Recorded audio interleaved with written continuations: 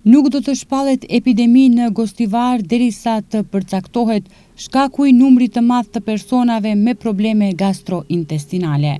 Nevojiten më shumë anketa epidemiologjike për të zbuluar shkaktarin, deklaroi ministri i Shëndetësisë Sasho Klekovski pas vizitës në Spitalin e Përgjithshëm të Gostivarit.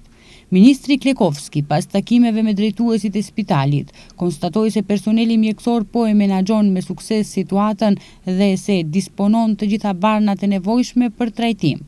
Ai u bëri thirrje qytetarëve të Gostivarit dhe të gjithë pacientëve të bashkëpunojnë me shërbimin epidemiologjik gjatë zhvillimit të anketave dhe analizave shtesë për të përcaktuar shkaktarin. Имаме повеќе институции вклучени во епидемиолошкиот дел и повеќе типови на истраги за да се исклучат сите опции, од тешки метали, од Në hetimin epidemiologjik janë përfshirë më shumë institucione dhe po zhvillohen më shumë lloje analizash për të përjashtuar të gjitha mundësitë nga metalet e rënda, parazitet, viruset e bakteret.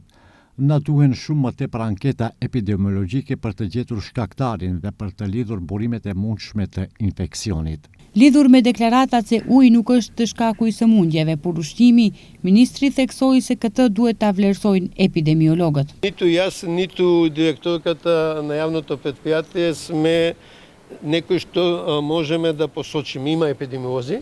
As unë dhe as drejtoresha e ndërmarrjes publike nuk mund të përcaktojmë shkaktarin. Për këtë janë epidemiologët.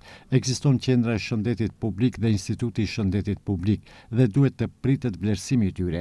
Mund të them jo zyrtarisht se gjasa që 1000 persona të elmohen nga ushqimi janë shumë të vogla. Për më tepër kjo situatë po zgjat tashmë 4 ditë. Prandaj sipas logjikës sime, ushqimi mund të përjashtohet si burim i mundshëm. Gazetarët kanë shtruar pyetje nëse mund të ketë dhe faktorë tjerë që kanë ndikuar në rritjen e pacientëve, përmendet dhe ndoqja e ajrit. Zakonisht domethënë infeksionet nëpërmjet ajrit nuk shfaqen me diare dhe me vjedhje, zakonisht ato o me kullitje, mirë po thash për ta përcaktuar sakt se kush është shkaktari, ne patjetër duhet domethënë të krijojmë anketat epidemiologjike.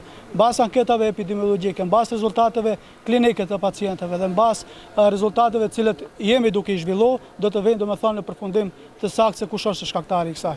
Ndryshe, pacientët e parë janë paraqitur datën e 13 korrikut, kurse mbi 200 qytetarë kërkojnë ndihmë në spital çdo ditë.